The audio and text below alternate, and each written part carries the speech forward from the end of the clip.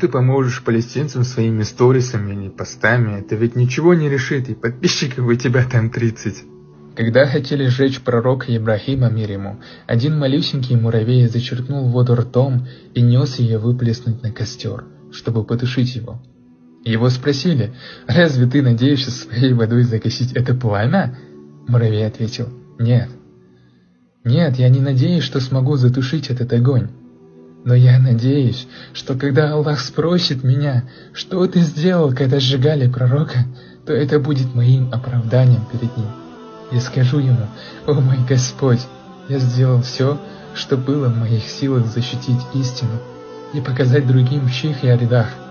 Я делаю все, что в моих руках, над чем я подвластен. Я делаю дуа, ощущая истину, переживая за своих братьев и сестер. И очень надеюсь, что это будет моим оправданием».